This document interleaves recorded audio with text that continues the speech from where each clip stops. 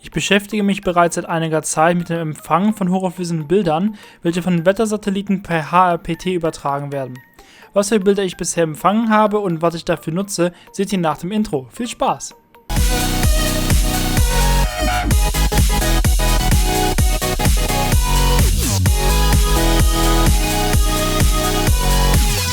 Wahrscheinlich kennen einige die Bilder von den NOAA- und Meteor-Wettersatelliten, die entweder in APT oder LRPT im VHF-Band übertragen werden.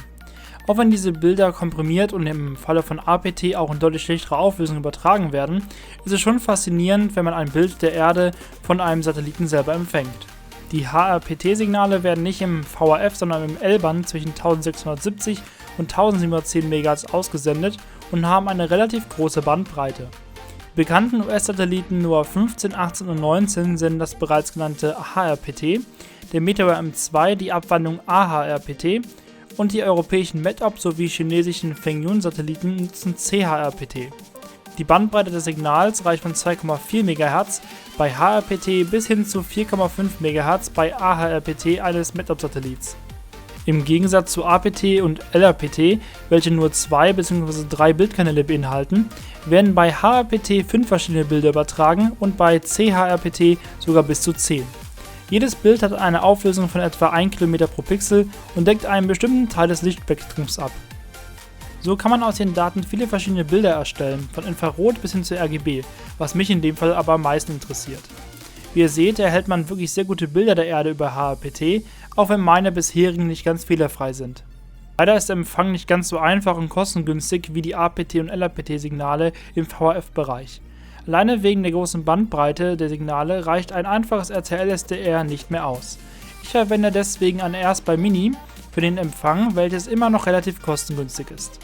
Außerdem sind die Signale deutlich schwächer, was auch durch die hohe Frequenz zustande kommt, weswegen unbedingt eine Satellitenschüssel benötigt wird. Natürlich dürfen auch keine Hindernisse wie Bäume oder Häuser im Weg sein. Mit einer 80 cm großen Offset-Schüssel ist der Empfang laut meiner Tests auf jeden Fall möglich. Eine größere ist aber natürlich vom Vorteil. Ich habe mir deswegen eine 1,2 Meter große zugelegt. Da ein normales LMB, wie man das für Satellitenfernsehen nutzt, nicht in diesem Frequenzbereich arbeitet, benötigt man zudem einen Feed, der für das L-Band abgestimmt ist. Wie ihr einen geeigneten Feed mit Hilfe eines 3D-Druckers bauen könnt, seht ihr in einem meiner letzten Videos. Den Link dazu findet ihr in der Infokarte und in der Videobeschreibung. Mittlerweile nutze ich übrigens eine modifizierte Variante meines Feeds mit 7 Windungen anstatt von 4, welche etwas mehr Gain hat, aber wegen dem Strahlwinkel nur für Offset-Schüsseln geeignet ist. Zum Verstärken des Signals nutze ich 2 SPF 5189Z LNAs hintereinander, welche per USB mit Strom versorgt werden. Man sollte auf jeden Fall darauf achten, dass die Entfernung zwischen dem Feed und dem ersten LNA so gering wie möglich ist, da dort die meiste Signalstärke verloren geht. Auch die Länge des Kabels zwischen der Antenne und dem SDR sowie die Qualität des Kabels sind wichtig, da bei diesen hohen Frequenzen der Verlust im Kabel bereits relativ hoch ist. Mit diesen Komponenten erhalte ich ein Signal von NOAA 18 und 19, welches stark genug ist, um ein rauschfreies Bild zu erhalten, wenn ich die Schüssel richtig ausgerichtet habe. Ohne einen Antennenrotor muss man nämlich per Hand den Satelliten verfolgen, was relativ schwierig ist, vor allem wenn der Satellit direkt über einem hinwegfliegt.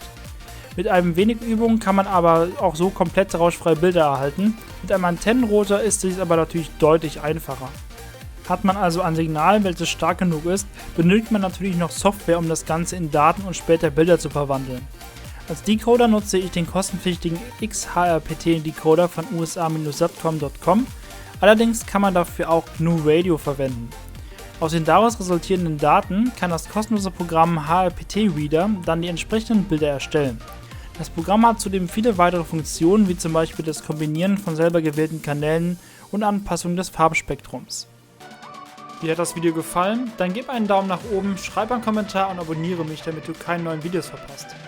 Informationen zu geplanten Videos inklusive dem aktuellen Status sowie mein FAQ und weitere Beiträge findest du auf meiner Website unter tysonpower.de. Danke fürs Zuschauen und bis zum nächsten Video.